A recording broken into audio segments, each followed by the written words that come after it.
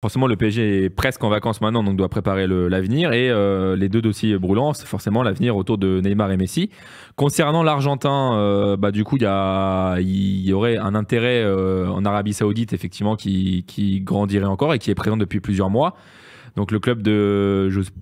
J'ai un peu peur de mal prononcer. Al Hilal, exactement. Donc c'est Al Hilal qui aurait proposé déjà un contrat avec un salaire annuel donc de 300 millions, selon la presse espagnole, me semble-t-il. C'est El Mundo. C'est El Mundo, voilà. Et donc... 100 millions de plus que CR7, du coup. C'est ça. Exactement.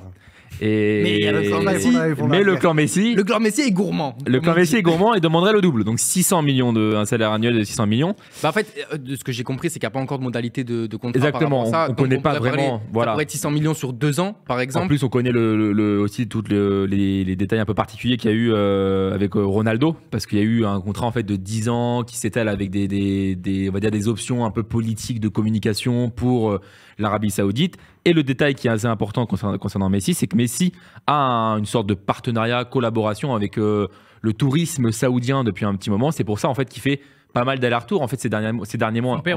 Son père aussi en Arabie Saoudite, parce qu'en fait c'est un peu le visage mondial, voilà, l'ambassadeur du tourisme saoudien. Et l'Arabie Saoudite mise beaucoup sur Lionel Messi pour attirer du tourisme et forcément apporter tout ce qui va avec, donc argent, publicité, etc. D'ailleurs, il y a bientôt une opération marketing, je crois, qui est prévue pour lui là dans pas très longtemps. Bien sûr, par exemple initier des discussions par rapport. Exactement. Donc c'est un peu. Ça englobe un peu tout ça, et Ronaldo a aussi ce genre de choses avec l'Arabie Saoudite en termes de pub, de marketing, et ça rejoint en fait une offre plus globale, puisque l'Arabie Saoudite veut développer aussi ce qu'on appelle son sport washing, donc utiliser le sport comme moyen de soft power pour attirer des compétitions, notamment la Coupe du Monde en 2030, si je ne m'abuse, je crois, c'est 2030, la prochaine Coupe du Monde à attribuer. Et l'Arabie Saoudite peaufine encore leur dossier de candidature et aimerait s'appuyer sur Ronaldo, ça c'est déjà fait, et possiblement Messi, mais... Il y a encore des... Bon, en tout cas, pour l'instant, ça reste encore des rumeurs. En tout cas, il y a des discussions. Mais il y a le projet sportif aussi qui compte pour Lionel Messi. Et c'est là où je vais te laisser discuter de ça, Lucas, parce que c'est important aussi pour lui. Il a peut-être encore 1 ou 2 saisons supplémentaires à faire au plus haut niveau. Donc je te laisse. C'est ça, il y a un aspect quand même qui n'est pas négligé, c'est que lui, mine de rien, il estime que sa carrière n'est pas encore terminée. Est-ce que cet été sera le moment pour franchir le pas et partir dans un championnat un peu plus exotique, j'entends MLS, Arabie Saoudite, etc. Pas forcément. Apparemment, Messi vise la prochaine Copa, qui est en 2024, si je ne m'abuse, l'année prochaine. Et donc pour ça, il aimerait continuer à jouer la Ligue des Champions.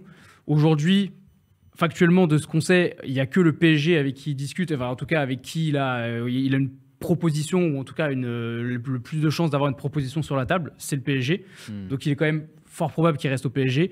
Paris exclut absolument pas de le conserver non plus. Donc ça aussi, il faut prendre en compte. Et aujourd'hui, Messi, ce qu'il demande s'il reste à Paris, c'est forcément des garanties sportives, parce que Messi, ça reste un grand compétiteur, même si on a pu dire le contraire, et on peut penser, en tout cas, on peut penser le contraire.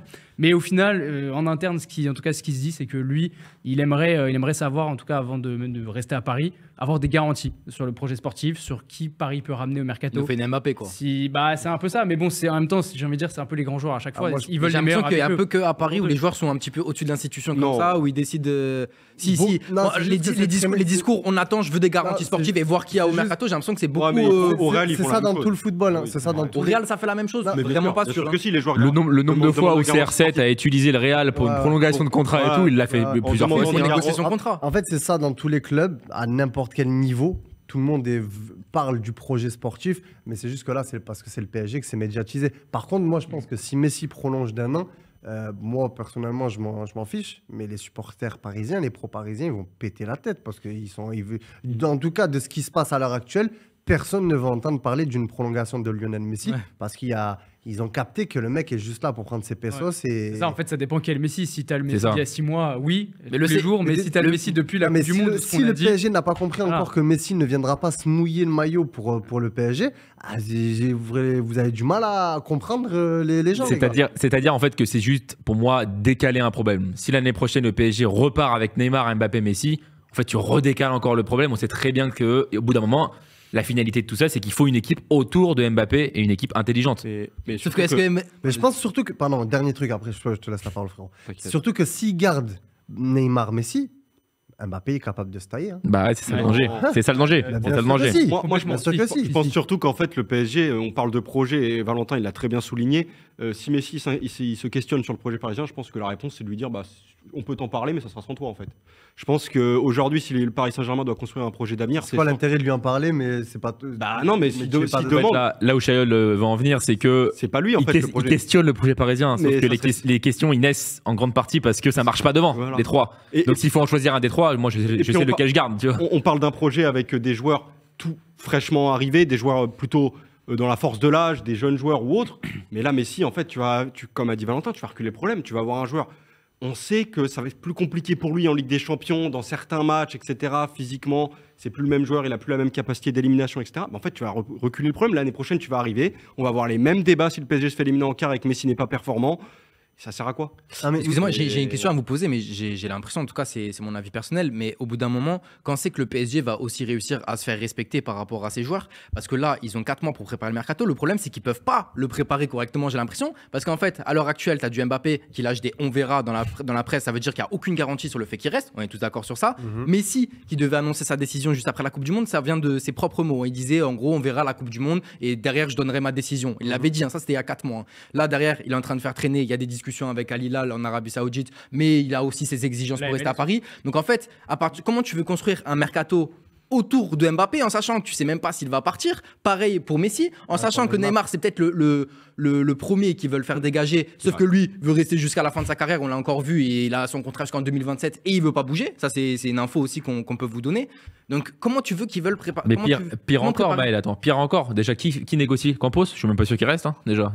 Commençons par ça. Campos, Galtier, est-ce qu'on est sûr qu'il reste les deux? On sait pas. On sait même pas. Comment tu veux recruter des joueurs, garder des joueurs ou en acheter d'autres si tu ne sais même pas quel système, quel coach, quel dirigeant? Sur ça, moi je pense que la base du staff restera en place encore au moins 1 an. Sur Campos, Galtier, parce que déjà ils ont coûté cher au club et que aucun coach n'a fait moins d'1 an au club malgré le fait qu'il y ait eu des résultats négatifs. Par contre, donc pour ça, je pense qu'ils vont rester sur le même staff. Mais c'est vrai qu'il y a des décisions à prendre, mais j'ai juste l'impression qu'il y a tellement peu de respect envers l'institution du PSG que les joueurs, ils sont juste là. Moi, je peux vous assurer, mais à 2000%. Pourtant, je ne connais pas Lionel Messi personnellement, mais le mec, il n'est pas juste là pour garder de la compétition. Il est juste là pour ses pesetas. Oh, non. 300 millions, Théo, s'il te plaît, en Arabie Saoudite. Si c'était ça le cas, il partirait. Si le mec veut vraiment une compétition, il ne vient pas jouer au PSG, parce que le PSG lui offre un contrat. Si vraiment, parce qu'il veut allier compétition, surtout ça. Mais si tu veux vraiment de la compétition, tu ne vas pas au PSG. Bah, tu vas pas en Arabie Saoudite alors? Non, mais non, pas du tout. Non, mais tu vas peut-être dans un club qui va t'offrir un projet sportif où tu vas être l'élément principal. Parce que pour une fois, le PSG, dans ce débat-là, ce n'est pas la solution économique presque pour un joueur. Exactement. Ouais. C'est l'Arabie Saoudite. C'est la première fois de leur vie que le PSG est la deuxième meilleure option économique. Économiquement parlant, mais par contre, si tu prends l'option de sportivement, je veux jouer la Ligue des Champions, tout ça, pas au PSG. Mais en fait, il n'a pas le choix, Théo. Parce qu'au Barça, avec tout le pétrin dans lequel ils sont là, avec toutes les affaires de justice économique, etc. En fait, là, à l'heure actuelle, lui, je pense qu'il voudrait retourner au Barça, mais il ne peut pas. Enfin, le Barça est incapable de pouvoir payer le salaire de Messi, même si on parle à l'échelle européenne. Donc, en fait, t'as que le PSG. City, c'est impossible, parce qu'on pourrait dire City à la limite, tu vois. Newcastle. Mais c'est impossible avec les petites guerres géopolitiques qu'il y a entre les propriétaires. Donc, c'est pour ça, en fait, à l'heure actuelle, il est bloqué. Il a que le PSG ou fin de carrière. Mais limite, j'ai envie de te dire, va dans une équipe qui propose du football où tu vas être l'élément central. Je suis fou, hein, je vais dire des dingueries peut-être. Benfica, peut-être. Tu vas pas gagner la Ligue des Champions alors. Mais ce que je veux te dire, c'est. Parce qu'en Arabie Saoudite. Parce qu'en fait, lui, il veut quelque chose pour être performant sur la place européenne, pour pouvoir être bien en Copa América. Bah, si tu veux jouer tous tes matchs. Je pense qu'il a l'objectif Ligue des Champions. Tu sais quoi, moi je pense, on parle, et je pense que. Mais les gars, s'il avait l'objectif Ligue des Champions, il se serait tué contre le Bayern. Pour moi, mais il veut pas la remporter. Si son vrai argument, si son vrai argument, c'est la Copa América, la meilleure solution, c'est d'aller à Rosario. Exactement, limite parce que tu vas t'habituer, au C'est la meilleure solution. Ouais, mais sauf que là, t'as pas la place européenne et t'as pas les sous.